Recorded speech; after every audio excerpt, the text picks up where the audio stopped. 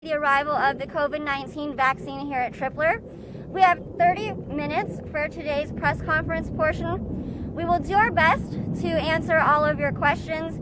However, we will not be able to answer certain questions that may jeopardize operational security, questions that would cause us to speculate on future events, or questions that would violate policy. This includes the number of doses we received in our initial shipment of the vaccine. If we cannot answer a question or we don't know the answer to a question, we will say so, and we will do our best to supply the information to you as soon as we can. Please follow the question guide that was provided to you so that we can ensure a smooth process at today's event here. Our primary briefer is Colonel Martin DePerick, a physician. He is the hospital commander here at Tripler, and he's the market director for the Hawaiʻi Military Health System. Also here with us is Colonel Ronald Aquino, Chief of our Logistics Division, and Colonel Ingrid Lim, Physician and Deputy Commander for Medical Services. They have been key leaders in receipt and administration of this vaccine. Ladies and gentlemen, Colonel DePerick.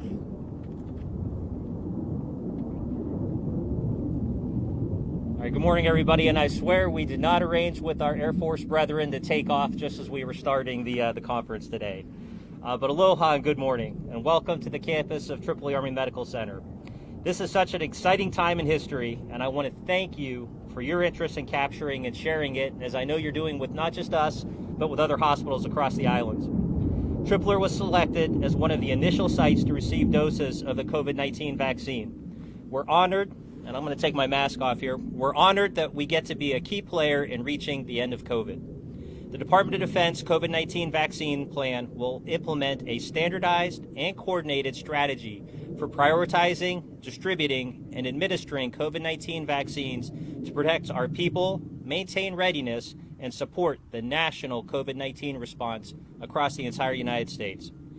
In the data-driven, phased approach developed by the Department of Defense using Department of Health and Human Services and Centers for Disease Control guidance, we are first inoculating our intensive care unit personnel, emergency room and urgent care personnel, first responders, inpatient and outpatient health delivery and support personnel, basically those that would come in contact with COVID patients.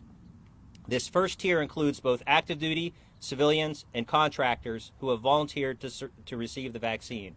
And again, I reiterate, it is voluntary at this point in time.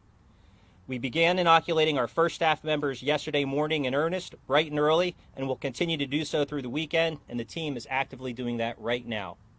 The staff here at Tripoli Army Medical Center is truly amazing, and each and every day I am astounded and humbled by their dedication and commitment to world-class care. I am honored to be their leader. I believe at this time we're going to turn it over to Colonel Aquino, who's going to start with some of the first questions. Morning. I guess I'm supposed to ask the first question, but I guess I can answer that question. Could you, since you won't say how many doses you've gotten, could you explain why that is a security concern? That doesn't seem to be a security concern with anyone else.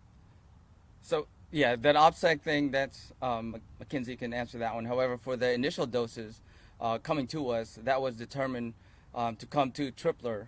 So we're selected as a site by DOD because of our ultra low storage capability here at Tripler. So then we're selected to have the logistical pilot to see if and how the vaccines will come to us to ensure that there's no pitfalls that we need to go and run down and ensure that we can get the vaccines securely and safely here at Tripler. So the Tuesday shipment was to test the logistics of getting vaccines here. So you're saying it was a pretty small amount? It was a small amount, but however, again, it's just a pilot site. So we're trying to go and do this, and for Tripler to be selected by the DOD here on the island to be the distribution center for the COVID vaccines for our brethren. So that's why we're here. Is there any time frame on that, or is this part of the talking about the future that you can't talk about? So the initial shipment came to us on Tuesday. There's plan for subsequent shipment. We don't have a time frame right now, still being worked, and also the amounts and divvied up between the DOD components. So we don't know what we don't know. The other question I had was about distributing in the Hawaiian Islands. Is it just has to be kept really frozen? take it all of the inoculating is happening right here? Yeah. So at Tripler, we do have the ultra low storage capability here. That's for Pfizer, as we know, it's ultra low. We also have a freezer capability that can handle the Moderna, which is not quite as low. So we do have the capability to have both vaccines here. We can turn it over to Tammy. You can go ahead. So what are, those, you guys are talking about the security measures that come in place with that. I mean, what are the security measures when it comes to the vaccine? So the vaccines right now are being stored in a secure location. We've also put in place some redundancies to ensure that there's no possible loss, tampering of the vaccine. So as it gets from wherever it's stored to the clinics, we can go and ensure that somebody has hands on that.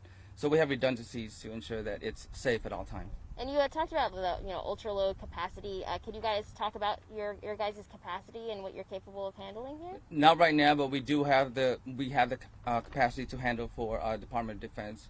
Hence, us being selected to be the distribution center for the island. So the capacity to handle the Department of Defense here in Hawaii. Correct.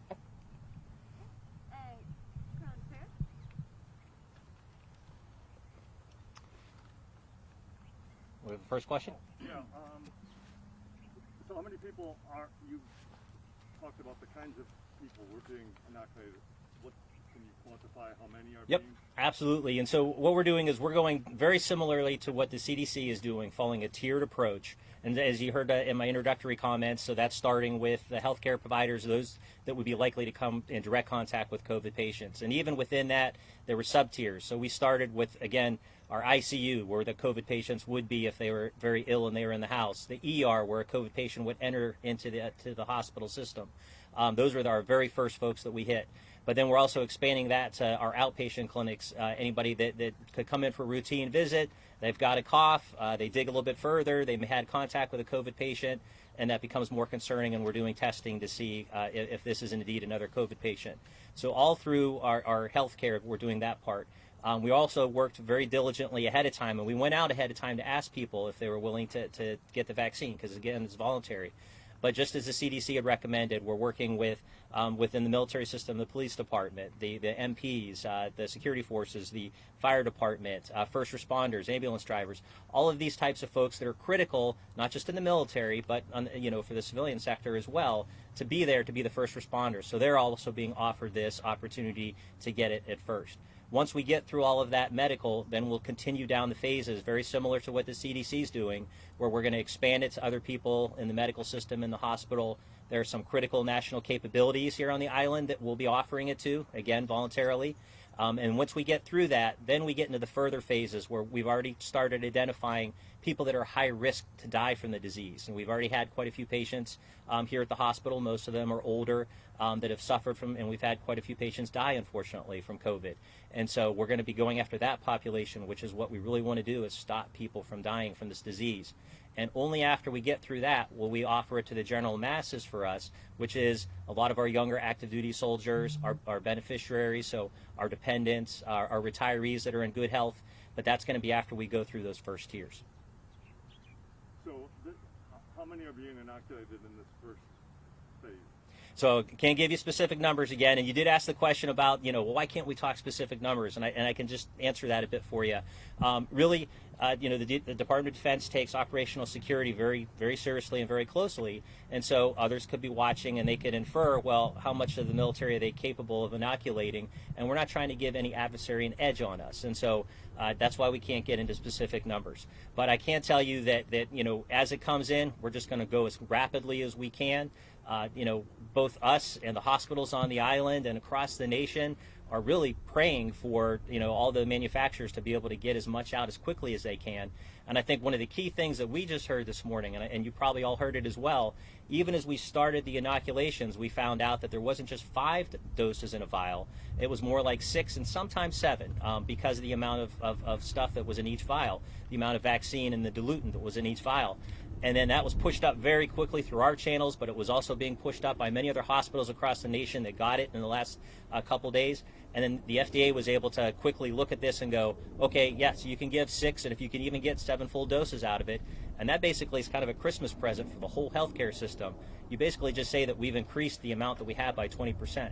So we're going to just go as rapidly as we can down that tiered system, following basically CDC guidelines to hit as many people as we can, as quick as we can. Again, voluntary, and we're hoping that many people come forward, raise their hand, and get the vaccine. To clarify, you have found that extra in the vial? We did. We were one of the first military treatment facilities to push that up through our chain. The first day that they started giving it, they came back and said, "Sir, we gave 5, and there's like a 6th dose in each one. What do we do?" And we had to call higher. Because it was under that emergency use authorization, then there was a question: can we give more than 5? And that got worked out within 24 hours. So that is fantastic news. There's a second shot required.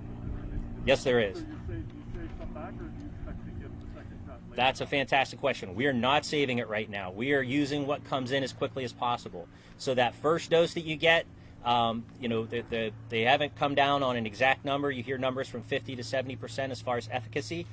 So we're going to get as many people that first dose because it's giving them some protection. It's not right away. It takes a couple days for your immune system to start to respond. It's not like you get that shot and you walk out and go, "I've got immunity right away." And so what's happening is we're hitting as many people as we can, and then we're ordering more through the DoD so that we can give them that second dose. For Pfizer, that's at 21 days, and we're going to be as close to that 21 days as we can. You're not supposed to give it early.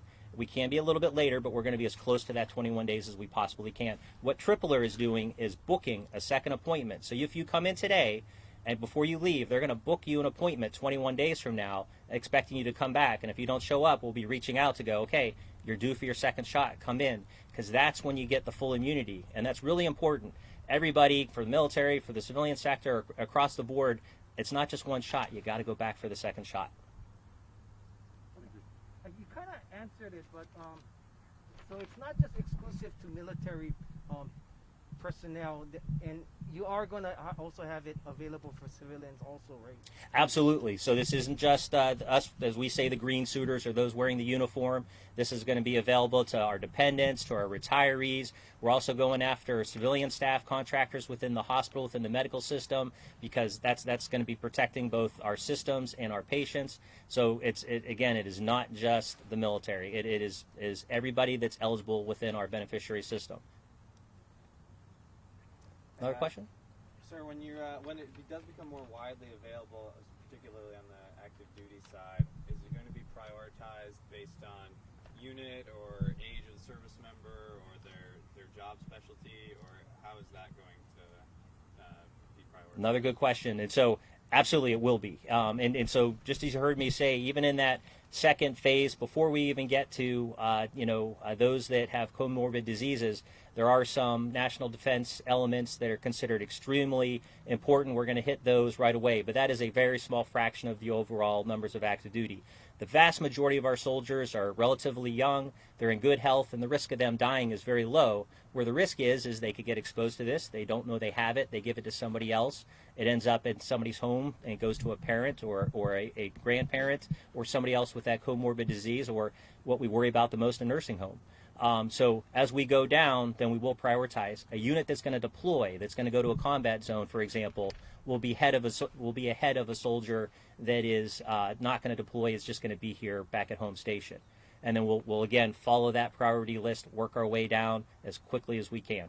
And will it be mandatory for all service members, the way the flu vaccine and some of the other vaccinations are? Another great question. So as you know, for us, and that's one of the ways we help tamp down the flu, that is a mandatory vaccine. So every year service members actually have to get it unless you have an allergic reaction or a reason not to. That is not the case with this. This is under the emergency use authorization. So, was put through testing. This was put out there, by the FDA because they recognize that there's a pandemic. Normally for drugs, this would take years to be able to get something like this out, available to the general public. But they recognize, and as you all know from the news, that over 2,500 people are dying every day back in the mainland due to this virus. And so with that in mind, with the tests that they've already, and they looked at the data and said, nope, all the data says this is very safe, then they've pushed it out. But it is voluntary. So for the service members, each one gets counseling, each one gets the opportunity to get this or not. But up to the point that you get that shot in your arm, they can say no. Any other questions? Yeah. Following up a little bit on the retirees, because I talked to the VA earlier this week, and they said that they're not receiving the Pfizer vaccine at least, and they're waiting on possibly the Moderna one. But you mentioned that some retirees might be eligible. What conversations or coordination are you having with the VA out here, since they do cohabitate this facility with you? And do you anticipate being involved in storage and logistics for them as this goes forward? Good question. The VA is a wonderful partner with us, and just as you said, they're up here. We have a behavioral health ward that they run in the hospital. There's other things that we do together here in the hospital. But when it comes to the vaccine, their logistics system is separate from ours. We do not receive stuff for them. They have told us that they have that ability to store the Moderna at -20 themselves. So they're going to be getting it in through the VA logistics system. They'll be storing it themselves, and then they will be handling getting it out to their beneficiaries throughout the Pacific. If they do have any concerns, or if there's a way that we can help, we've always been their partner, and we'd be prepared to do so. They would have to go through the normal channels to ask for that, but we'll continue to work with them. But at this point, they've indicated they're just ordering the Moderna. They're going to get it in. Of course, it's not out yet. So as soon as that becomes available, then I'm sure they'll be aggressively going after the VA beneficiaries. Okay, and the other question is, we've heard a variety of things from a variety of public officials throughout the country about what role the military is going to play more broadly in Operation Warp Speed, about storage and capacity for getting it out to the general public. Does Tripler anticipate being involved in storage or logistics when it starts getting rolled out more broadly for the states? And is that something you can speak to? Another good question. So at this point, the answer is no. We were approached at the very beginning when everybody found out, hey, this has a -80 degrees Celsius, storage requirement, and with that, there weren't a lot of places. Initially, we were tracking. We were the only one on the island. Since then, multiple hospitals on the island were able to procure -80 freezers, these ultra cold freezers. And so they've got those in, they've certified them, and so they've already started receiving it. So the state was able to back off and say, okay, we've got this. We're not going to need to rely on Tripler to be able to either store it or distribute it. And they're already successfully got this at some of the hospitals, already started inoculating, and it is a fantastic and exciting job that they're doing. Thank you, sir. All right, and then we'll have Colonel Lim come up. Colin?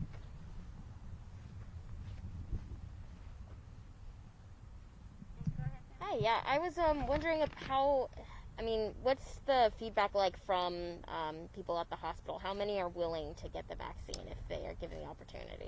We have well over 50% of the folks volunteering to receive the vaccine. And we run from ecstatic and excited and can't wait to those who are, it's just another vaccine. But most folks who are taking it right now are excited to be a part of history and also excited to get the vaccine to protect themselves. They see it as an essential component to providing good clinical care and being safe.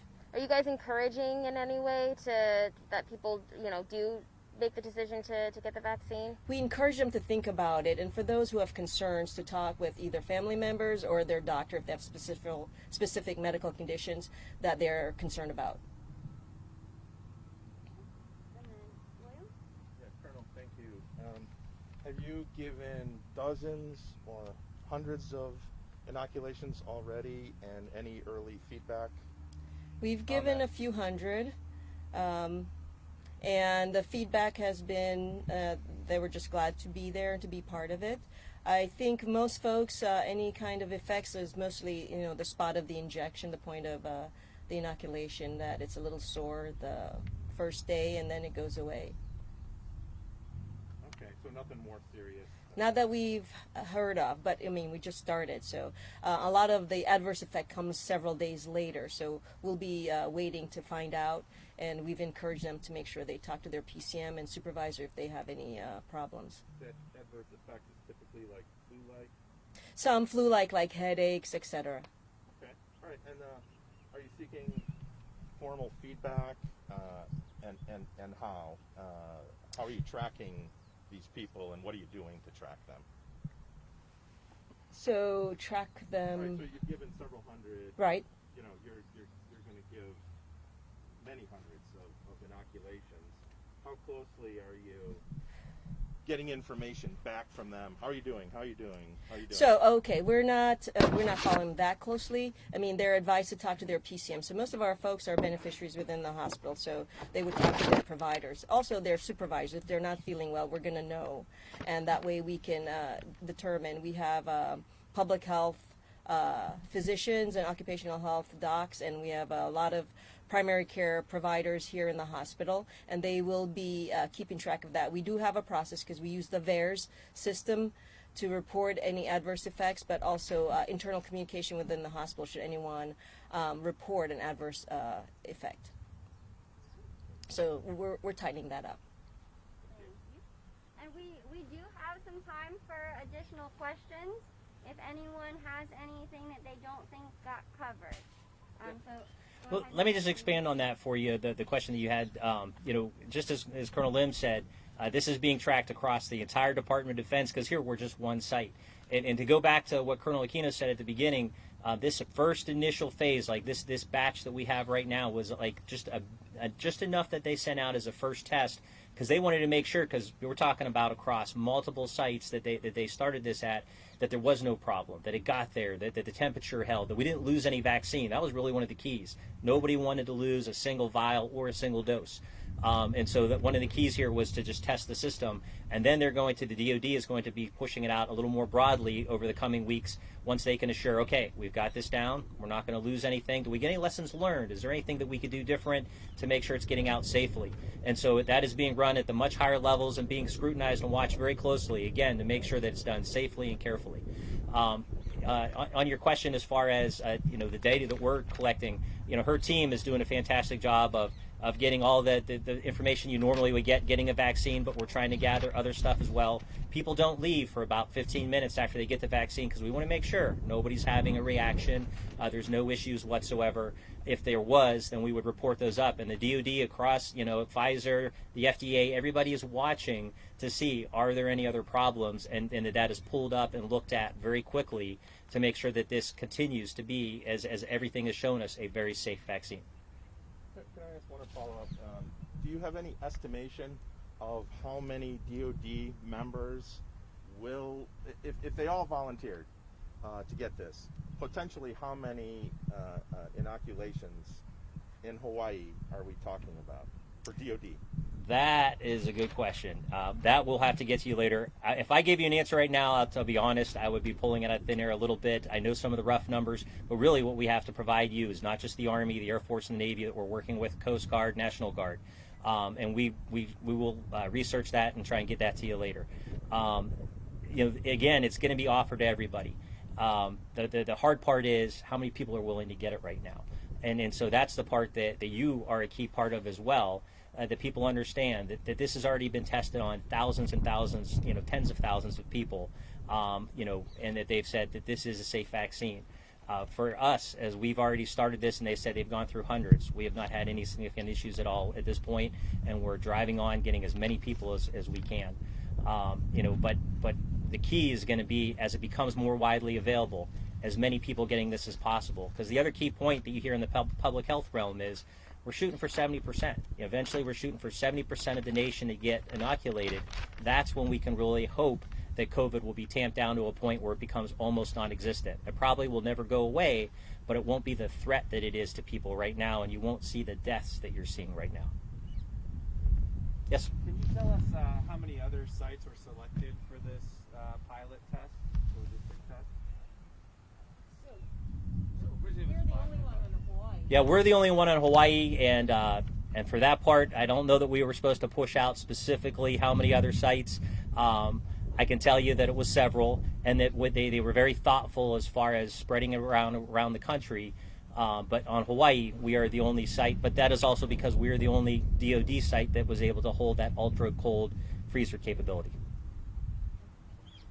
Are you guys also working, as far as the state, are you guys coordinating any efforts as far as scheduling and stuff, or is it more the DOD does their stuff and the state? Yeah, and actually, that's another good question. We're not ordering it with the state, so we're ordering it through the DoD. But currently, Pfizer is shipping it out to the hospitals directly. So for the other hospitals, Queens got theirs earlier this week. That came directly through FedEx to Pfizer.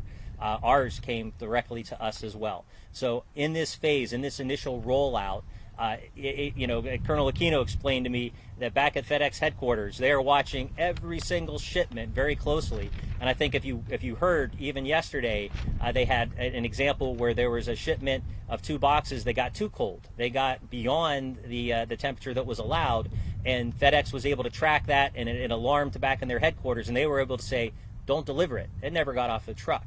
They're watching this stuff that closely to make sure that no vaccine is lost, and the vaccine that gets there is safe. Any vaccines that have been lost through transportation on the way to the site, or once it's gotten through the site? Nope. That has been 100% success. We've lost none. We're working with our Air Force and Navy partners. It's going out to their clinics so that they can hit that first tier, their medical staff as well. They've successfully gotten it into their clinics from us. And then, and as you know, once you take it out of the freezer, it's got to be used within 5 days. So we're coordinating this very closely, make sure that not a single dose is lost. And how confident are you guys that you'll be able to follow through with the second dose for everyone that has received? Very confident. I feel that there's going to be enough doses coming after this that we'll be able to hit the second dose. The big question, because again, this is a nationwide push, beyond that, how quickly is Pfizer able to continue to make more? Is there any hiccups that they have as they continue to push more out?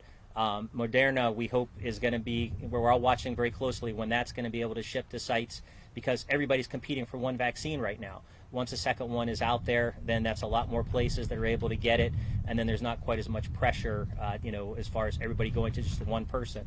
And personally, then the other hope that I would have is that other manufacturers would be able to be approved in the future, that theirs is as successful as these two have been, because that's really going to be the answer. To put the whole world on the shoulders of 2 companies is a lot to ask. So what we all hope is that more come online so that they're able to provide the vaccine as well, and it can become more widespread.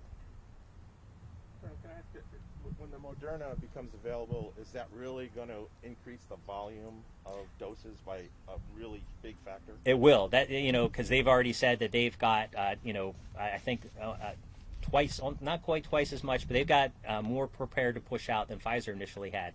That said, like for us, for a site, we have the minus 80-degree freezer. There's not the intent to send us Moderna right now because there's too many other sites that can't store stuff at this ultra cold. So the Moderna is going to primarily go to those sites. The VA is a great example. They could have tried to go buy a freezer, but they knew this other vaccine was coming out, so they're waiting on this other vaccine. And that makes it easier for them as well, because as you start going out to other islands, that one's a little more temperature stable, so it's going to be a little easier for the VA that has to go hit this community that is spread throughout the Pacific. Here, as we're working on Oahu and then the neighboring islands, it's a lot easier for us to be able to work within that 5-day window and get everybody. So you're going to have to rely on Pfizer until vaccine number 3 or 4 or 5 comes out? Probably rely on Pfizer, or until you see enough, both Pfizer and Moderna, make it out there and enough people have been asked in those initial tiers. At that point in time, they might consider to give us some of the Moderna. But initially, yes, the answer is, limited hospitals had that ability to store below minus 80. I'm sure that the companies that make those freezers have been cranking them out as quick as they can, but there's a limit there. And so you want to be able to hit all those other places in the United States, including the Department of Defense, that can't store it at that low level with that Moderna, to get it as widespread as possible, the vaccine. Is that going to limit your ability to inoculate people, having to rely in the short term on Pfizer? Initially, with the demand as high as it is, I don't think it's going to make a big difference, because again, you're trying to impact not just us here on Hawaii, but the whole, not just the United States actually, because the DoD is worldwide. And so for the DoD, we're trying to impact, offer it to every soldier eventually and beneficiary across the world. And again, with that challenge of that the Pfizer vaccine requires that handling, there's a lot of places that just couldn't get that. So I don't think that you're going to see, if we had it available to us, would we see a big difference up front? No, because this is a everybody answer, not just a Triple or Oahu answer. Good. That'll wrap up. Thank you. All right, and I just want to stop and say thank you all so much for coming today. We said it in the beginning. This is extremely, extremely exciting. One of the comments that I made that Ms. Walsh, caught on. We're hoping that what we're seeing is the end of the virus. That we're seeing the beginning of the end of COVID. Still a long ways to go. Still a lot of people to offer the vaccine to. Still a lot of vaccine to be produced to be able to offer it. But again, in a very exciting time to see something that was created in such record time. People just don't understand that this is truly phenomenal, that they were able to produce this in such a short period of time, that they were able to safely look at it and certify that this is a safe vaccine, and that you saw it shipped so quickly. Never happened before. So you truly, we are all watching history right now, and for those few hundred so far here that have gotten the shots, they're part of history. And so we're telling them that this is a fantastic time, a very hopeful time, again, when we're watching, as we get ready for Christmas and everything, and when we're still seeing this high death count back in the mainland, there is hope, and this vaccine truly is that hope. So thank you all for coming today. All right, so I hope we were able to answer all of your questions to the best extent possible. If you do have additional requests for information, please reach out and I will follow up with you as soon as I can. Right now, we'll go ahead and escort the media pool up to the hospital, but Kayla will remain here in case you have any outlying concerns. All right, thank you guys again.